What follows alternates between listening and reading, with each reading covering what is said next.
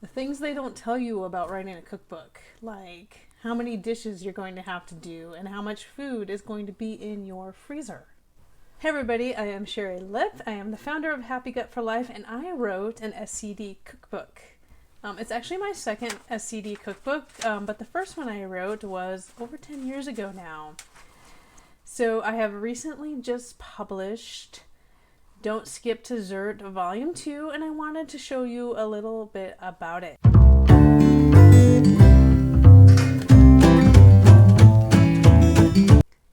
So this is the book. I'm gonna dive in a little bit closer, but I wanted to show you, the actual book.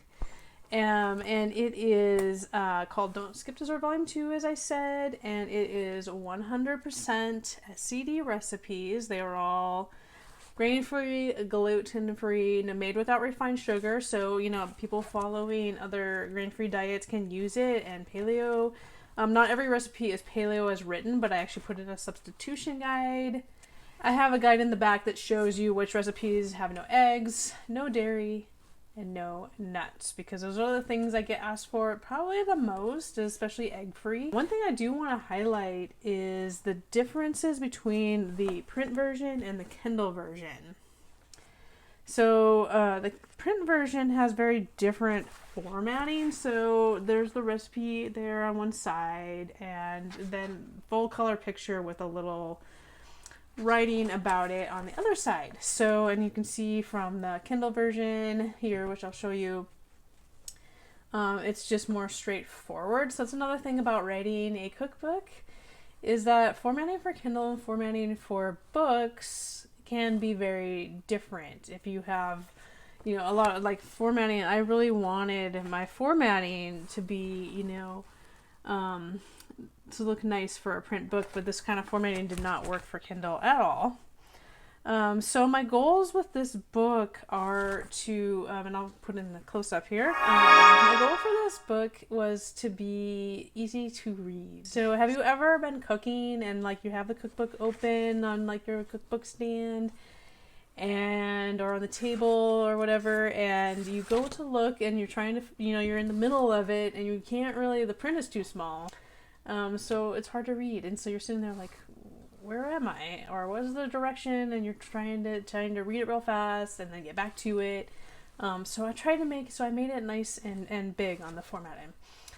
So that was a goal. The other things with this cookbook are that there are a lot of exclusive recipes to the book. So I'll show you some of these here.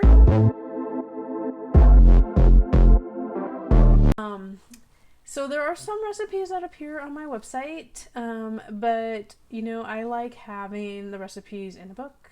So I've picked some of my very best, very most popular, and put them in this book.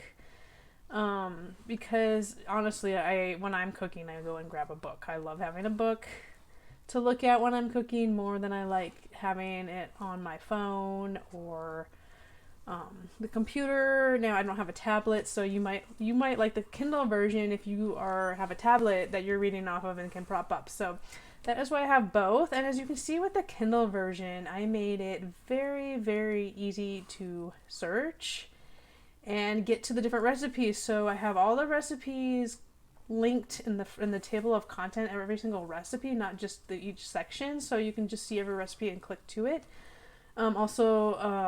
If there is a reference to another recipe within a recipe, you can click over to that easily. And then my recipe guide also is clickable so that you can get to each recipe very easily, because I hate on a Kindle cookbook, I actually don't use them too often because they're kind of unwieldy, but I tried to make this as easy to use as I could by making it very clickable and easy to get to. So I hope you enjoy that, and I'd love to have some feedback on that if you like using the Kindle version of the cookbook, because I don't really use Kindle cookbooks, so I would definitely like to know. But as you can see, the formatting is quite different. And a tablet, or these examples I actually did on my computer screen because I don't have a tablet, so it's nice and big. But on your phone it's going to be pretty small, so you're probably going to have to scroll through some of the longer ingredients and directions. So but I tried to make it as easy to read as I I don't know, other things in this cookbook are, I have a guide about if you would like to know about the difference between cocoa butter and cacao. It's spelled with an A instead of an O.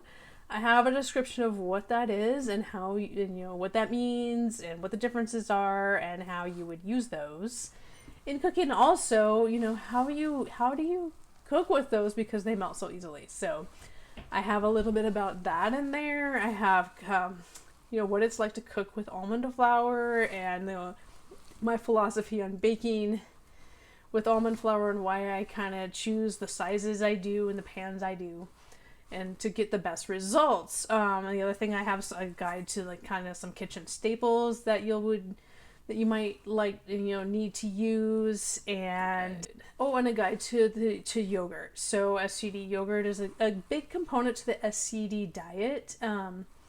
So they'll have a guide to that, and also how to make heavy cream yogurt, which is used in many of the desserts. Now, if you are not SCD, or if you are dairy-free, SCD, paleo, or whatever it happens to be that you're looking at this type of cookbook, there is a substitution guide, so I can tell you how to get rid of butter, and most of the times yogurt. Not every recipe works, but you can use heavy cream or the coconut cream, where that you can whip up, and you can make yogurt with non-dairy.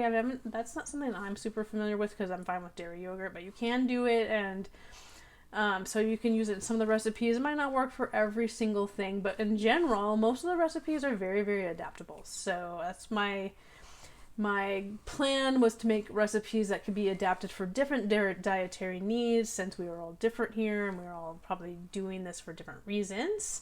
So Don't Skip Dessert is available now. It's available on Amazon and other online retailers. There's a hardcover and the paperback, which I'm showing you here, and Kindle. So please let me know what you think of the book, and if you like it, please, please, please leave a review. That helps us, all authors, but especially us independent authors, very, very much, because when there's more reviews and more interaction with something, the more it shows up for other people who are looking for that, because they're like, oh, people who are interested in these things like this, and so I'm going to show it to other people who are looking.